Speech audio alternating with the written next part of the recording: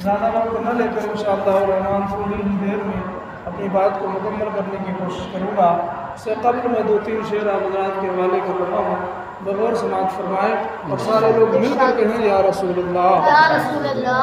شاعر کوئی اور نہیں بلکہ امام محمد رضا خان فاضل بریلوی علیہ رحمۃ رضوان ہیں۔ اعلیٰ حضرت عظیم البرکت امام محمد رضا خان فاضل بریلوی علیہ رحمۃ رضوان فرماتے ہیں، صبح طیبہ میں ہوئی بڑھتا ہے باڑا نور کا، صبح طیبہ میں ہوئی بڑھتا ہے باڑا نور کا، صدقہ لینے نور کا آیا ہے تارا نور کا۔ صبح طیبہ میں ہوئی بڑھتا ہے باڑا نور کا، صدقہ لینے نور کا آیا ہے تارا نور کا، اور میں گدا تو بادشاہ بھر دے پیالہ نور کا۔ یا رسول اللہ میں گدا تو بادشاہ بھر دے پیالہ نور کا، نور دن دونا تیرا دے ڈال صدقہ نور کا، نور دن دونا تیرا دے ڈال صدقہ نور کا۔ اور ناریوں کا دور تھا دل جل رہا تھا نور کا، ناریوں کا دور تھا دل جل رہا تھا نور کا، اور تم کو دیکھا ہو گیا ٹھنڈا کلیجہ نور کا، تم کو دیکھا ہو گیا ٹھنڈا کلیجہ نور کا۔ اور یا رسول اللہ علیہ الصلوۃ والسلام تیری نسل پاک میں ہے بچہ بچہ نور کا، تیری نسل پاک میں ہے بچہ بچہ نور کا، تو ہے عین نور تیرا سب گھرانہ نور کا، تو ہے عین نور تیرا سب گھرانہ نور کا۔ اور آخر میں اعلیٰ حضرت فرماتے ہیں، چاند جھک جاتا جدھر انگلی اٹھاتے مہد میں، چاند جھک جاتا جدھر انگلی اٹھاتے مہد میں، کیا ہی چلتا تھا اشاروں پر کھلونا نور کا، کیا ہی چلتا تھا اشاروں پر کھلونا نور کا۔ اور اے رضائے احمد نوری کا فیض نور ہے، اے رضائے احمد نوری کا فیض نور ہے، ہو گئی میری غزل بڑھ کر قصیدہ نور کا، ہو گئی میری غزل بڑھ کر قصیدہ نور کا۔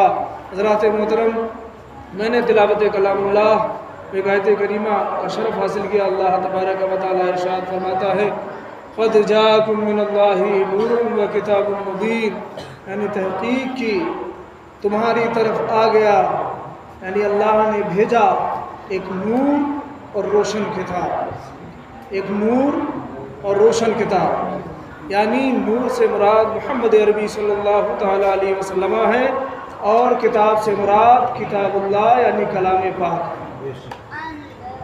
اللہ کو نور کسی اور نے نہیں کہا بلکہ حضور کو نور کسی اور نے نہیں کہا بلکہ اللہ تبارک و تعالیٰ نے قرآن میں فرما دیا، قد جاءکم من اللہ نور، تحقیق کی تمہاری طرف آ گیا ایک نور اور روشن کتاب۔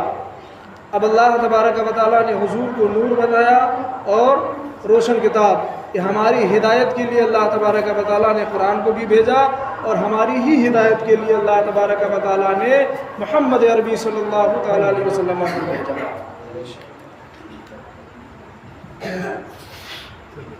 حضور نبی پاک صلی اللہ تعالیٰ علیہ وسلم کے آنے سے قبل زمانہ بالکل تاریک تھا۔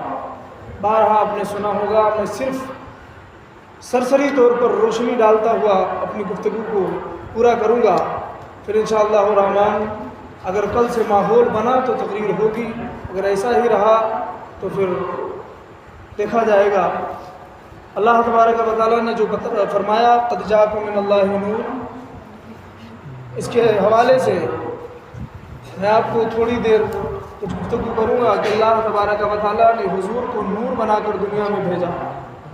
یہ نور جب حضرت آدم نہ تھے تب بھی تھا، یہ نور حضرت شیس نہ تھے تب بھی تھا، یہ نور حضرت نوح نہ تھے تب بھی تھا، یہ نور حضرت ابراہیم نہ تھے تب بھی تھا، یہ نور حضرت موسیٰ نہ تھے تب بھی تھا، یہ نور حضرت عیسیٰ نہ تھے تب بھی تھا۔ اس لیے کہ اللہ تبارک و تعالیٰ نے محبوب کائنات فخر کائنات حضور سرور کائنات صلی اللہ تعالیٰ علیہ وسلم کو جو دنیا میں بھیجا ہے، وہ سب سے آخری نبی، سب سے آخری پیغمبر بنا کر بھیجا ہے۔ لیکن اللہ کے نبی کو پیدا سب سے پہلے رب کائنات نے کیا تھا۔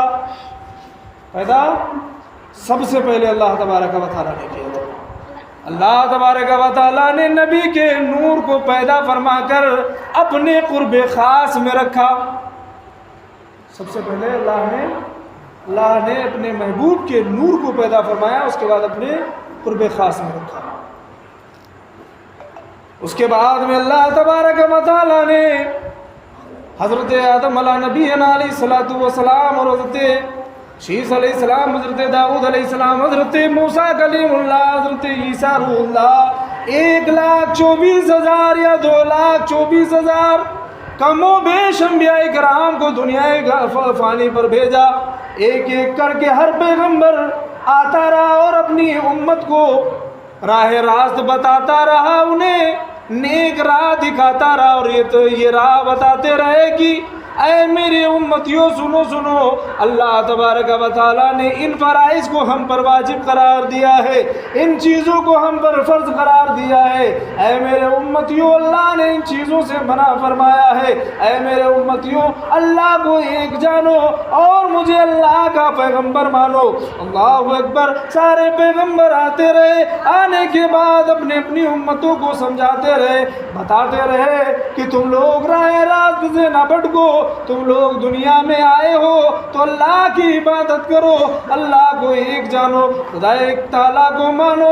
اللہ اکبر۔ حضرت آدم آئے تو انہوں نے بھی اللہ تعالیٰ کی پہچان بتائی، حضرت شیس آئے انہوں نے بھی اللہ کی پہچان بتائی، حضرت نوح آئے انہوں نے بھی اللہ کی پہچان بتائی، حضرت موسیٰ کلیم اللہ دنیا پر تشریف لائے تو انہوں نے بھی اللہ کی وحدانیت کا اقرار کیا اور لوگوں کو ایک خدا ہونے کا لوگوں کو پیغام دیا اور بتایا، جو تم یہ سورج کو خدا مانتے ہو، جو تم یہ پتھروں کو خدا مانتے ہو، یہ سارے باطل خدا ہے، ان کو اللہ تبارک و تعالیٰ نے پیدا کیا ہے، ان کو خالق کائنات نے بنایا ہے، ان کو اللہ تبارک و تعالیٰ نے ہی پیدا کر کے دنیا میں بھیجا ہے، ان کو تم خدا نہ مانو، ان کی تم پوجا نہ کرو، ان کی تم پرستش نہ کرو، ان کی تم عبادت نہ کرو، کیونکہ عبادت کے لائق کوئی دنیا کا انسان نہیں ہے، عبادت کے لائق کوئی دنیا کی چیز نہیں ہے، عبادت کے لائق یہ سورج نہیں ہے، عبادت کے لائق یہ بڑے بڑے پیڑ نہیں ہے، عبادت کے لائق یہ دریا نہیں ہے، عبادت کے لائق یہ سورج اور چاند نہیں ہے، عبادت کے لائق یہ پتھر نہیں ہے،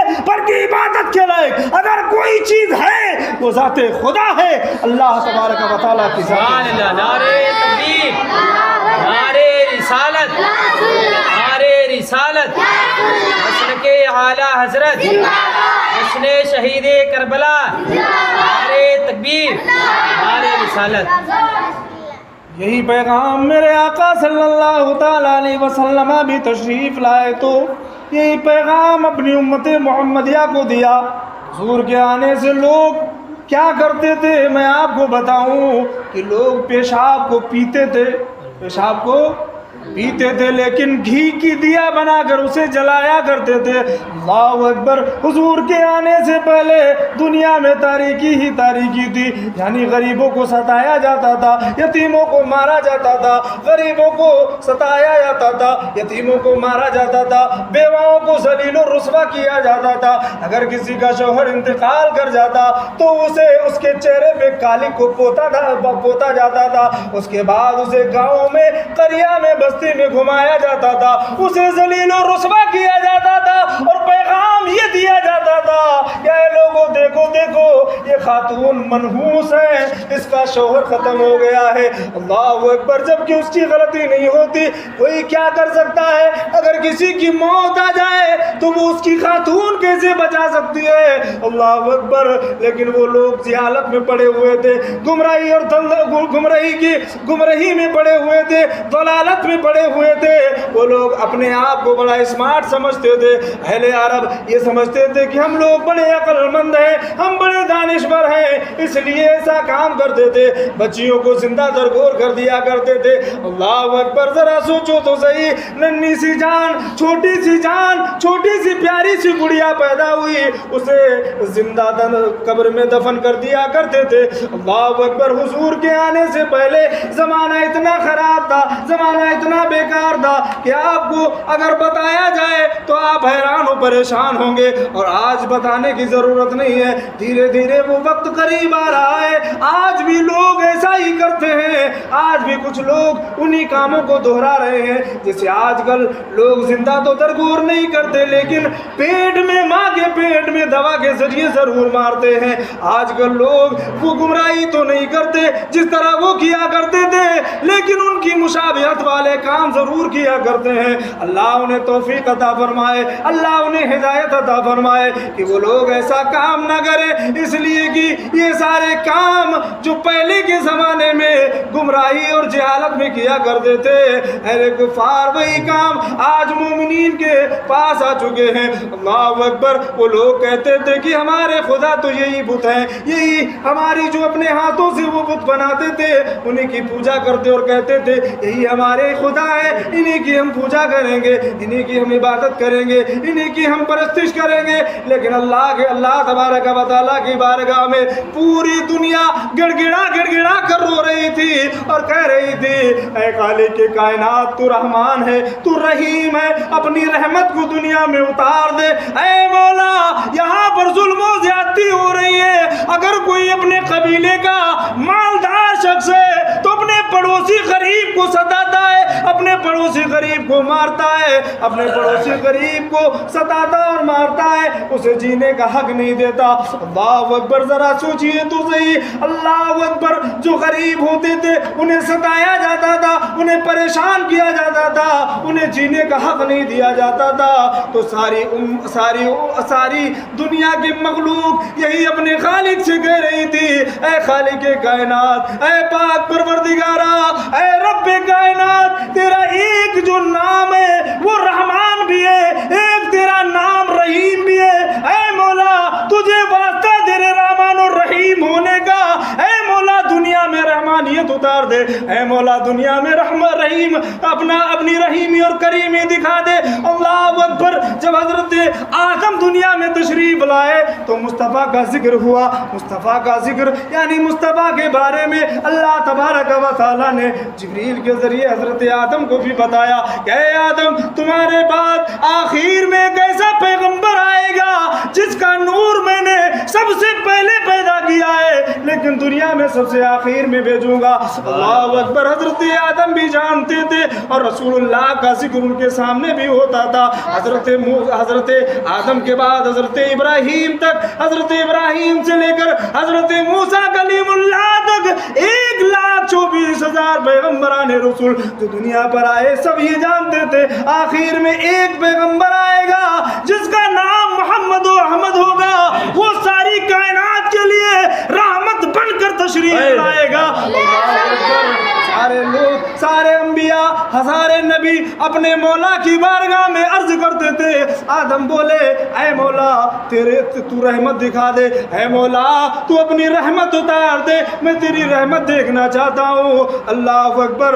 हजरत नूह बोले, ऐ मौला तू अपनी रहमत उतार, मैं तेरी रहमत देखना चाहता हूँ। हजरत मूसा बोले, ऐ मौला अपनी रहमत उतार, मैं तेरी रहमत देखना चाहता हूँ। हजरत मूसा कलीमुल्लाह के बाद हजरत ईसा ने भी कहा, ऐ मौला तू अपनी रहमत उतार दे, मैं तुझे तेरी रहमत देखना चाहता हूँ। अल्लाह अकबर। वो मजलूम भी दुआएं कर रहे थे कि कोई हादी भेज दे, कोई रहनुमा भेज दे, कोई उजाला भेज दे। ऐ खालिक के कायनात, गुमराही बहुत ज्यादा है, ऐ मौला यहाँ पर जहल बहुत ज्यादा है, ऐ मौला पाक परवरदिगारा कोई हिदायत के लिए कोई अपना नबी भेज दे, कोई अपना पैगंबर भेज दे। अल्लाह अकबर। उस पुरफितन दौर में अल्लाह तबारक व तआला ने सुबह सादिक के वक्त अपने प्यारे महबूब हजरत आमना के पेट से मोहम्मद अरबी सल्लल्लाहु अलैहि वसल्लम को पैदा किया, और अल्लाह तबारक व तआला की मशीयत ने पुकार कर कहा, ऐ आदम अगर तुम्हें रहमत देखना है तो चले जाओ, आमना के घर चले जाओ, मेरे मोहम्मद को देख लो, तुम्हें रहमत नजर आ जाएगी। ऐ मूसा अगर तुम मेरी रहमत देखना चाहते हो तो मेरे मुस्तफ़ा को देख लो, अगर ऐ ईसा چاہتے ہو تو جاؤ محمد عربی کو دیکھ لو.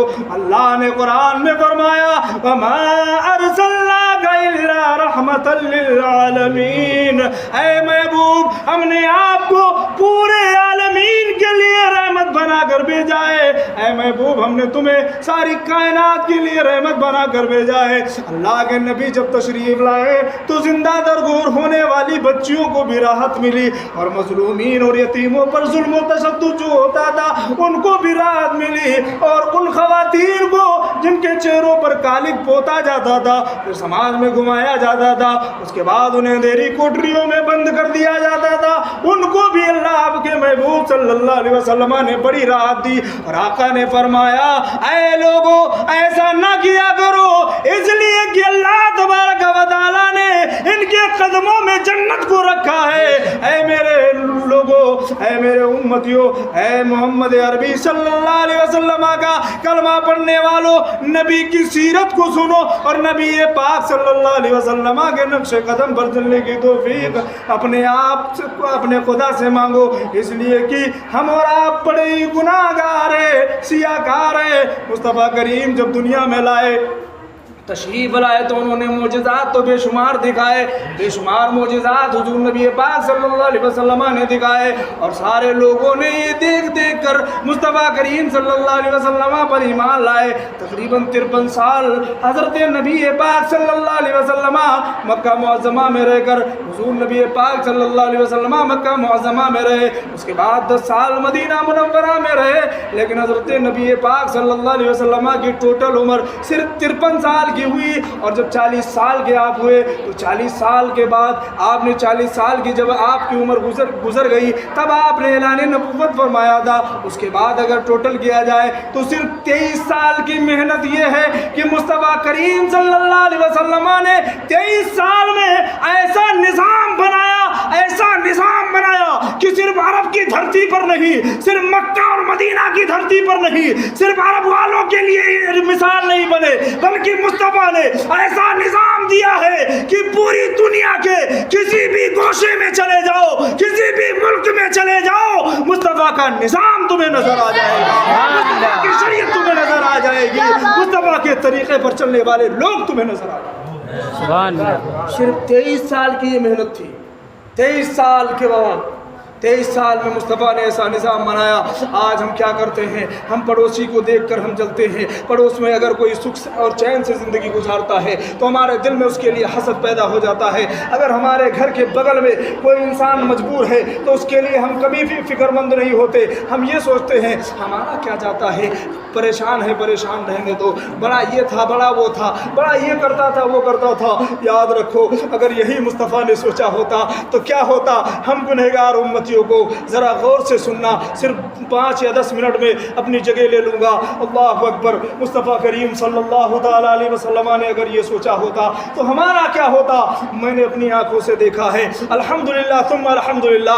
اللہ کے نبی صلی اللہ تعالیٰ علیہ وسلم جس پہاڑ پر جا کر جس جگہ رویا کرتے تھے اس جگہ کو الحمدللہ اس فقیر نے نبی پاک صلی اللہ علیہ وسلم کی اس جگہ کو دیکھا ہے. میں نے دیکھا ہے کہ بڑی اونچی پہاڑی پر نبی پاک صلی اللہ تعالیٰ علیہ وسلم مدینہ منورہ کو چھوڑ کر مدینے کی گلیوں کو چھوڑ کر مدینے کے لوگوں کو چھوڑ کر تنہائیوں میں پہاڑی کے اوپر جاتے تھے اور اپنی پیشانی کو بارگاہ مولا میں جھکا کر کہتے تھے اے خالق کائنات اے پاک پروردگارا اے مولا اے پاک پروردگارا تو نے مجھے پیدا کیا ہے تو نے مجھے رحمت للعالمین بنا کر بھیجا ہے. اے مولا پاک پروردگارا میری امت جو آئے گی وہ بڑی ہی کمزور ہوگی بڑی ہی مالک و مولا بڑی ہی غفلت میں پڑی ہوگی. اے مولا میری امت نمازوں سے قطرائے گی. اے میرے مولا پاک پروردگارا میری امت جو ہوگی اس کے اوپر نہ جانے کیسے کیسے گناہ ہوں گے. اے مولا اے میرے پاک پروردگارا وہ نمازوں سے تو دور ہوں گے لیکن میری محبت ان کے دلوں میں ہوگی. اے مولا پاک پروردگارا اے خالق کائنات میری امت کو بخش دینا. اے مولا کل قیامت کے دن جب میری امت تیرے سامنے آئے گی روئے گی گڑ گڑائے گی تو اے مولا میری امت کو بخش دینا. اپنے مولا کی بارگاہ میں میرے آقا आका अपनी पेशानी को रखकर मक्का की मदीने से काफी दूर जो जाकर पहाड़ी पर चढ़कर इतने ऊंचे चढ़ने के बाद मुस्तफा करीम रो रो कर अर्ज कर देते, ऐ मौला रब्बे हबली उम्मती, रब्बे हबली उम्मती, ऐ मौला, ऐ पाक परवरदिगारा मेरी उम्मत को मेरे हवाले फरमा दे, ऐ मौला मेरी उम्मत को बख्श दे, ऐ मौला मेरी उम्मत गुनहगार होगी, ऐ मौला मेरी उम्मत सियाकार होगी, ऐ मौला मेरी उम्मत तो बदकार होगी, ऐ मौला मैं तुझसे दुआ करता हूँ कि मेरी उम्मत को बख्श दे। अब जरा सोचे तो सही, आज हम नमाजें छोड़ देते हैं, 1 मिनट के लिए भी नहीं सोचते, आज हम नबी पाक सल्लल्लाहु अलैहि वसल्लम के फरमान को ठुकरा देते हैं, 1 मिनट के लिए भी नहीं सोचते हैं। ज़रा मुस्तफ़ा पे कितनी, मुस्तफ़ा करीम सल्लल्लाहु अलैहि वसल्लम का दिल कितना दुखता होगा, कितना उनके ऊपर, कितना उनको गम होता होगा जब हम नमाज़ें छोड़ते होंगे, जब हम झूठ बोलते होंगे,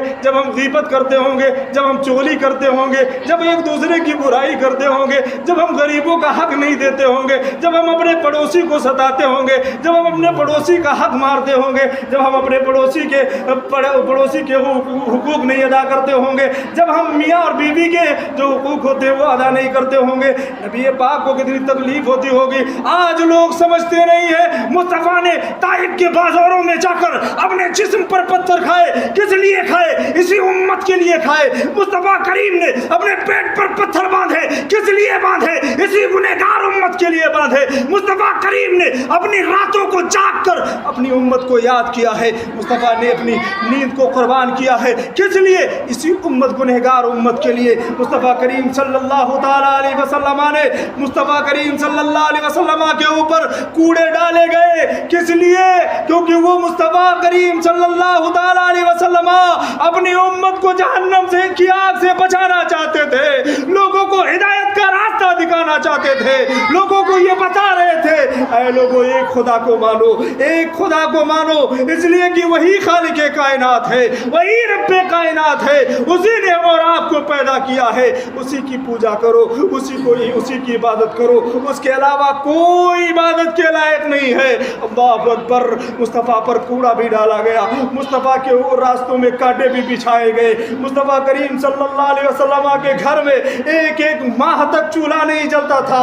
अल्लाहु अकबर। ये मुस्तफ़ा करीम ने ये मसाइब, ये परेशानियाँ क्यों उठाई? मुस्तफ़ा करीम ने सिर्फ और सिर्फ इस गुनहगार उम्मत को जहन्नम से बचाने के लिए, मुस्तफ़ा करीम ने गुनहगार उम्मत को जहन्नम से बचाने के लिए इतनी मसाइब और इतनी परेशानियों को झेला है। आज उम्मती क्या करते हैं, न जाने कैसे कैसे गुनाहों में मुलव्विस हैं, न जाने कैसी कैसी खुराफातों में पड़े हुए हैं, न जाने कैसे कैसे काम हम सर अंजाम देते हैं, 1 मिनट के लिए भी नहीं सोचते कि मुस्तफ़ा को कितनी तकलीफ होती होगी। ऐ मोमिनो, अपने आप को सुधारो, मुस्तफ़ा की सुन्नतों पर अमल करने की कोशिश करो। अल्लाह रब्बुल इज़्ज़त की बारगाह में दुआ है, मौला पाक परवरदिगारा हम सबों को मुस्तफ़ा की सुन्नतों पर अमल की तौफीक अता फरमाए।